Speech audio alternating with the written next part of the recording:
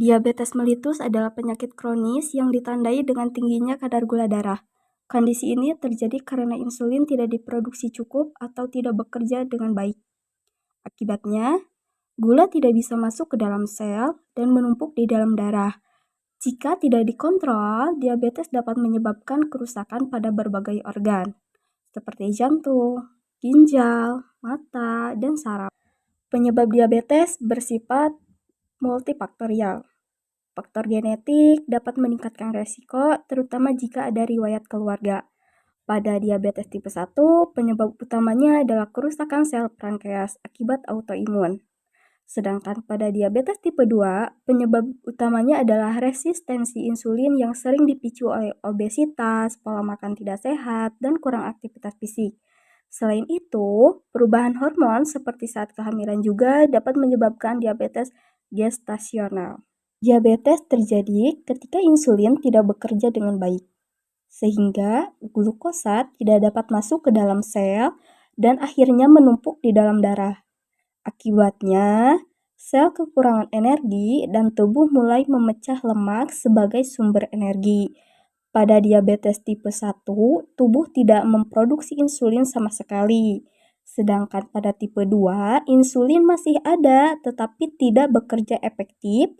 Jika kondisi ini berlangsung lama, dapat menimbulkan komplikasi serius. Stasi klinik, yang pertama ada polidipsia, kedua ada poliuria, yang ketiga ada penurunan berat badan, yang keempat ada penglihatan buram, dan yang terakhir ada mudah lelah. Kemungkinan jika tidak disadari dan tidak ditangani segera, dapat menyebabkan kerusakan jangka panjang pada organ, seperti mata, ginjal, saraf, jantung, dan pembuluh darah. Penata laksanaan modifikasi gaya hidup, pola makan seimbang, kontrol karbohidrat, tinggi serat, olahraga, dan penurunan berat badan untuk meningkatkan sensitivitas insulin.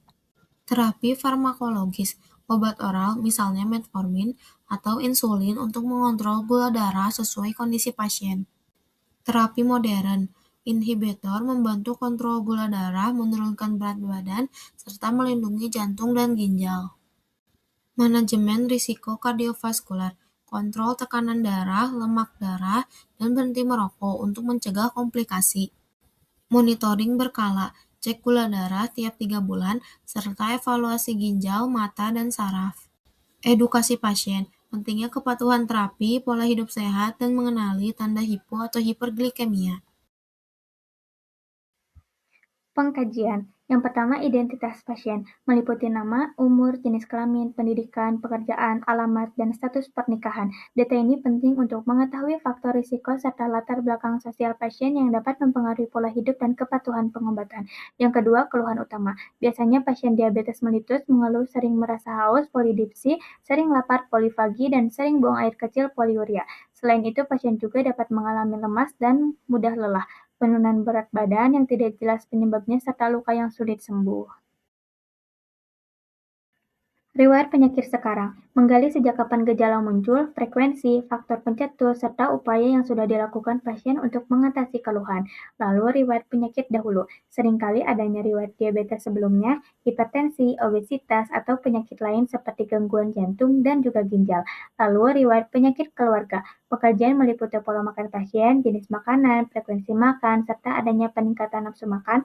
Pada pasien DM sering ditemukan hiperglikemia dan berat badan menurun. Pola fungsi kesehatan. Untuk pola nutrisi dan metabolik, pengkajian meliputi pola makan pasien, jenis makanan, frekuensi makan, serta adanya peningkatan nafsu makan. Pada pasien DM, sering ditemukan hiperglikemia dan berat badan menurun. Untuk pola eliminasi, pasien biasanya mengalami poliuria atau sering buang air kecil, terutama pada malam hari. Untuk pola aktivitas dan latihan, pasien sering mengeluh cepat lelah dan mengalami penurunan toleransi aktivitas. Untuk pola istirahat dan tidur, sering terganggu karena sering buang air kecil di malam hari. Untuk pola persepsi dan kognitif, menilai tingkat pengetahuan pasien tentang penyakit diabetes termasuk pengelolaan diet, obat, dan komplikasi. Untuk pola persepsi diri, pasien dapat mengalami kecemasan atau stres terkait penyakit kronis yang dideritanya. Untuk pola peran dan hubungan, menilai dukungan keluarga dan hubungan sosial pasien.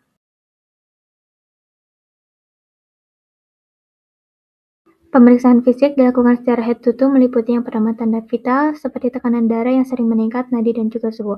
Untuk berat badan bisa menurun atau meningkat. Lalu kulit biasanya terasa kering dan juga luka sulit sembuh. Lalu ekstremitas biasanya mengalami kesemutan atau luka kaki diabetik. Lalu mata biasanya mengalami gangguan penglihatan dan juga sistem saraf biasanya penurunan sensasi.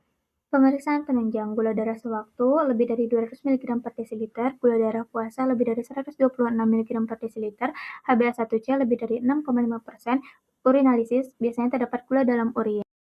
Pengkajian psikososial dan spiritual menilai kondisi emosional pasien seperti kecemasan, depresi, serta keyakinan spiritual yang dapat mempengaruhi penerimaan penyakit dan kepatuhan terapi. Untuk pengkajian risiko komplikasi, perawat perlu mengkaji risiko komplikasi seperti hipoglikemia atau hiperglikemia, luka kaki diabetik, penyakit jantung, dan juga gagal jantung. Untuk diagnosa keperawatan, yang pertama ketidakstabilan glukosa darah, lalu risiko infeksi, gangguan integritas kulit, dan ketidakseimbangan nutrisi kurang dari kebutuhan. Intervensi keperawatan, diagnosa ketidakstabilan glukosa darah, intervensi manajemen hiperglikemia.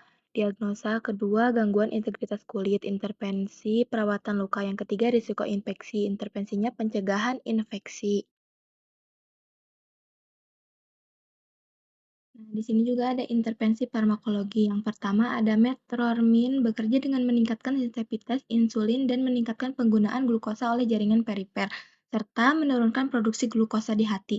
Yang kedua ada inhibitor sodium glucose transporter 2 atau SGLT2 seperti dapagliflozin dan empagliflozin, bekerja dengan meningkatkan eksekresi glukosa melalui urin sehingga menurunkan kadar glukosa darah secara independen dari insulin. Yang ketiga ada agonis reseptor incretin seperti GLP-1 dan GIP yang bekerja dengan meningkatkan sekresi insulin, menurunkan sekresi glukagon, serta memperbaiki metabolisme glukosa dan lipid.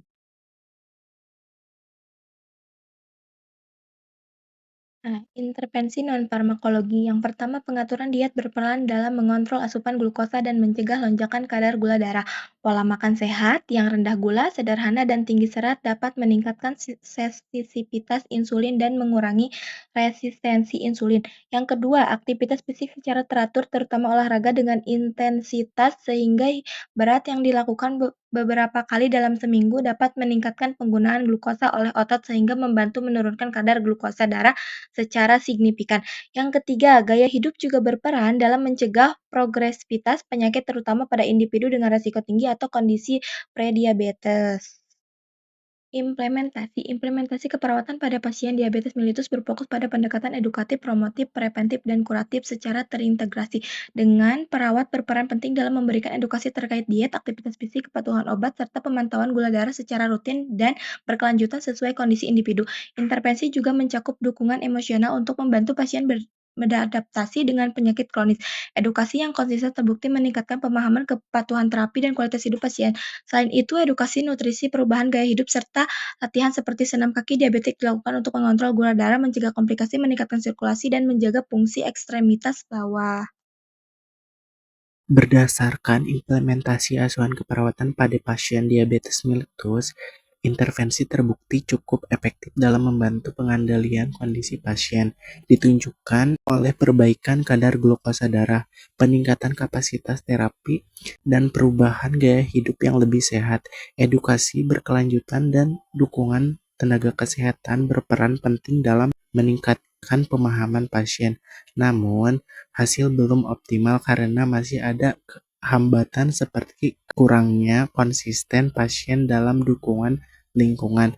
Oleh karena itu, diperlukan peningkatan berkelanjutan melalui edukasi, monitoring rutin, serta keterlibatan aktif pasien dan keluarga. Evaluasi dilakukan secara terus-menerus untuk menilai keberhasilan dan menyesuaikan rencana keperawatan agar lebih efektif sesuai kondisi pasien.